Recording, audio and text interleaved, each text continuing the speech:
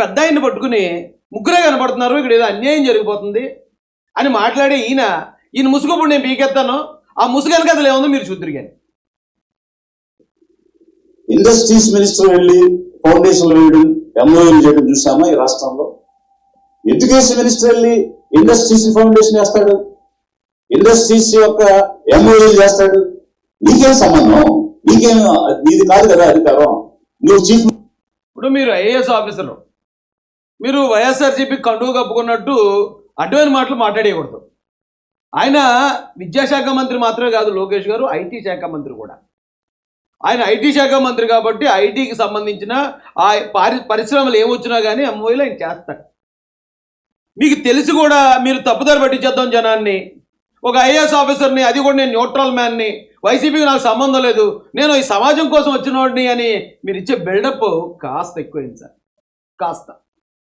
కాబట్టి కొంచెం తగ్గించేయండి. ఎందుకంటే తెలిసిపోతున్నారు మీ వెనకాతలో ఉన్న ఆ నీలి రంగు తెలిసిపోతుంది బయటికి. నీలి రంగు అంటే అంబేద్కర్ నీలి కాదు, వైసీపీ నీలం. వైసీపీ నీలం బయటపడిపోతుందండి. మీరేమో ఎంతో కష్టపడి మేనేజ్ చేసుకొస్తున్నారు. మీరు కానీ హర్ష్ కుమార్ గారు కానీ ఆ జాడ బ్రీడ్ గారు కానీ మేనేజ్ చేసుకొస్తున్నారు వైసీపీకి ఏం సంబంధం లేనట్టు. కేవలం దళితులను ఉద్ధరించడానికే మీరు చిన్నప్పటి నుంచి దళితుల కోసం పుట్టి ఉద్యమాలు చేసినట్టు ఏదో బిల్డప్ ఇస్తున్నారు కదా, ఇవ్వండి, బాగుంది. ఎంతో కొంతమంది నమ్ముతారు, అమాయకులు నమ్ముతారు. కానీ మీరు ఇలాంటి మాటలు మాట్లాడితే ఆ ముసుగు ఊడిపోతుంది. ముసుగు ఊడిపోతే మన బండారం బట్టబయలు అయిపోద్దండి. అయితే ఏ పోర్ట్ఫోలియోలో నువ్వు చేయొచ్చా? ఏ పనైనా నువ్వు తీసుకోవచ్చా? You are insulting the industries minister. In this absence you are doing. వేరే మినిస్టర్ గారికి అవమానం జరిగిందని సార్ వచ్చి మాట్లాడుతున్నారు. ఏ మినిస్టర్ గారు అన్నా చెప్పారు అలాగా? ఇదిగోండి నా పరిధిలోకి పలానా లోకేష్ గారు లేదా పలానా పవన్ కళ్యాణ్ గారు వచ్చేసారు, నాకు ఇబ్బందిగా ఉంటుందని ఎవరైనా మీతో చెప్పారా? వాళ్ళకి లేని బాధ మీకేంటండి? వాళ్ళకి తెలిసి ఏం జరుగుతుందో, వాళ్ళకి ఎంత గుర్తింపిస్తుందో పార్టీ, కొత్తగా వచ్చిన వాళ్ళు కూడా మంత్రి పదవులు ఇచ్చి ఎంత గౌరవించిందో వాళ్ళకి తెలుసు. మీకెందుకు మధ్యలో బాధ? పుల్లారావు గారు అలా తయారయ్యారు ఎందుకు?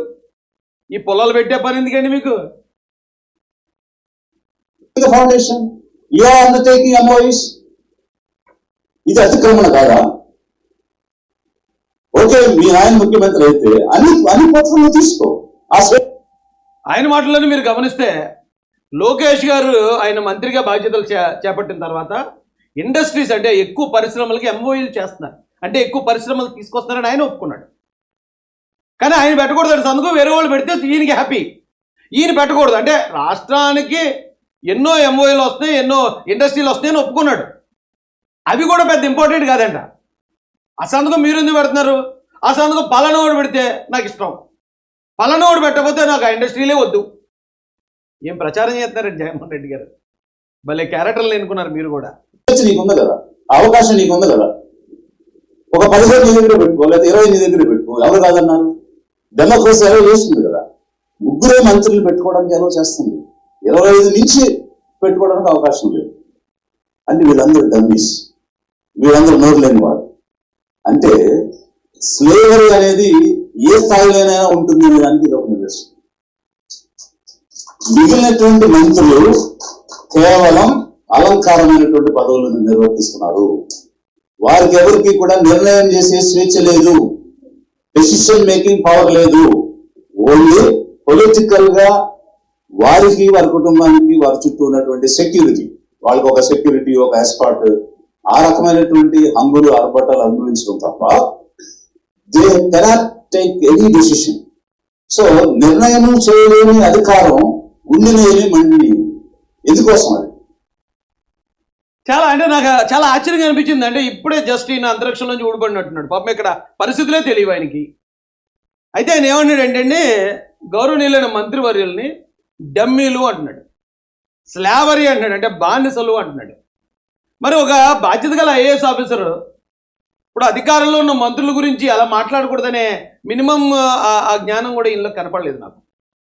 ఎందుకు చెప్తున్నాను ఇదంటే, ఇప్పుడు 3 మంత్రులు కనపడుతున్నారు అన్నాడు. ఇప్పుడు మరి పోయిన గవర్నమెంట్లో, జగన్ గారి గవర్నమెంట్లో ఎంతమంది కనిపించారు చెప్పలేదు మీరు? జగన్ గారి గవర్నమెంట్లో మీరు పనిచేశారు కదా.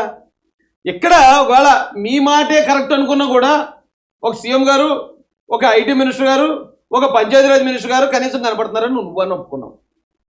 కానీ అక్కడ ఎవరు కనపడేవారు? వైసీపీలో ఉన్నప్పుడు?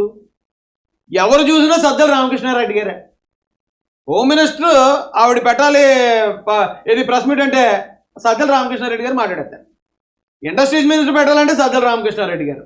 పంచాయతీరాజ్ పెట్టాలంటే సకల శాఖ మంత్రిగా పేరు తెచ్చుకున్నాడు. అలాగే విజయసాయిరెడ్డి గారు, వైవి సుబ్బారెడ్డి గారు, వీళ్ళు అసలు మంత్రులే కాదు. మంత్రులు కానోళ్ళు మంత్రులందరినీ పక్కన పెడితే విజయ్ కుమార్ గారికి చాలా హ్యాపీగా ఉంది ఆ రోజు. అబ్బా ఆయన ఎంత ఎలా పొగిడి అనుకున్నారో పోయిన గవర్నమెంట్ని. కానీ వేళ వచ్చి ఇన్ని ఎంఓఏలు జరుగుతున్నాయి, ఇన్ని ఇండస్ట్రీలు వస్తున్నాయని ఆయన నోటితోనే చెప్తూ కూడా అందులో ఏదన్నా ఇప్పుడు కోడిగుడ్డు మీద ఏకలు పెట్టడానికి అవకాశం ఉందేమో. ఇప్పుడు లోకేష్ గారు అన్నిటిలోనూ జోక్యం చేసుకుంటున్నారేమో. లోకేష్ గారు ఈ రాష్ట్ర భవిష్యత్తు, తెలుగుదేశం పార్టీ భవిష్యత్తు. విజయ్ కుమార్ గారు మీలాంటి వాళ్ళు ఎంత కింద మీద పడి ఇదైనా, జగన్మోహన్ రెడ్డి గారు మిమ్మల్ని ఎంత తోలుబొమ్మలాగా ఆడించినా ఏమీ చేయలేదు.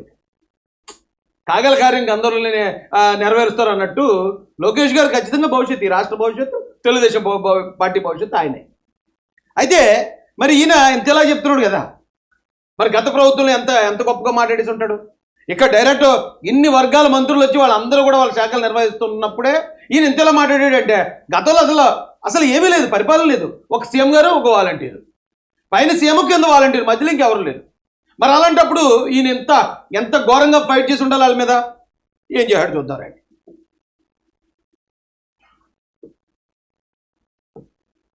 అసలు ఫస్ట్ అయితే ఒకసారి తమ్ముళ్ళు చూడండి. దేవుని బిడ్డ జగన్, ఇది ఈ ఐఏఎస్ ఆఫీసర్ గారు మాట్లాడింది. ఏమంటే ప్రగతిలో ఏపీ నెంబర్ 1 ఈయన మాట్లాడిందే. ఇది ప్రతీకార పాలన సర్కారుపై విరుచుకుపడ్డ విజయ్ కుమార్. ఎవరి మీద అండి? చంద్రబాబు నాయుడు గారి మీద, లోకేష్ గారి మీద, పవన్ కళ్యాణ్ గారి మీద. జగన్ కోసం పాట పాడిన municipal commissioner Vijay Kumar. Just ఈ తమ్ముళ్ళు చూస్తే అర్థమైపోతుంది దీని బ్యాక్గ్రౌండ్ ఏంటనేది. మీకు వైసీపీ అంటే ఇష్టం ఉండొచ్చు, తప్పలేదు. వైసీపీ ఇష్టం ఉన్నప్పుడు వైసీపీలో జాయిన్ అయిపోయి వైసీపీ కార్యకర్తగా మాట్లాడవచ్చు కదా. ఇవన్నీ ఈ దొంగ నాటకాలు ఎందుకు అంటాను నేను. ఇప్పుడు నేను వైసీపీ మీద ఫైట్ చేశానండి. ఇక్కడ దళితుల్ని చంపేస్తున్నారని, శవాల్ డెడ్ బాడీలు డోర్ డెలివరీ చేస్తున్నారని, పోలీస్ స్టేషన్లో శిరోమండనాలు చేస్తున్నారని, ఎక్కడ పడితే అక్కడ చంపి పారేయటం, దళిత పథకాలు రద్దు చేయటం, అంబేద్కర్ గారి పేరు పథకాలు కొన్న అంబేద్కర్ గారి పేరు తీసి పారేయటం, ఒక్క గవర్నమెంట్ ఉద్యోగం ఇవ్వకపోవటం, ఇవన్నీ నాకు అన్యాయం అనిపించింది. అరే అణగారిన వర్గాలకు అన్యాయం జరుగుతుంది అనిపించింది. అని మేము పోరాడిన తర్వాత పోరాడి ఎలక్షన్ దగ్గరికి వచ్చిన తర్వాత అవును మా ఓట్లన్నీ ఖచ్చితంగా ఏదో పార్టీకి అనుకూలంగా ఉండాలి, జగన్ గారికి వ్యతిరేకంగా ఉండాలనుకున్నాను. తెలుగుదేశం పార్టీ కంటే ధైర్యంగా కప్పుకున్నాను. ధైర్యంగా చంద్రబాబు నాయుడు గారి సమక్షంలో నేను జాయిన్ అయ్యాను. ఆయన నన్ను అధికార ప్రతినిధి చేశాడు. అప్పుడు నేను నా పార్టీ గురించి పనిచేస్తున్నాను. నేను మీలాంటి వాళ్ళు ఎవరైనా ఇలా మాడుతుంటే అడ్డుకుంటున్నాను. కానీ మీరు ఎందుకు జాయిన్ అవ్వరు? ఎందుకు ఈ దొంగ నాటకాలు? వైసీపీ అంటే మాకు సంబంధం లేదన్నట్టు ఎందుకు ఈ బిల్డప్లు ఎందుకు?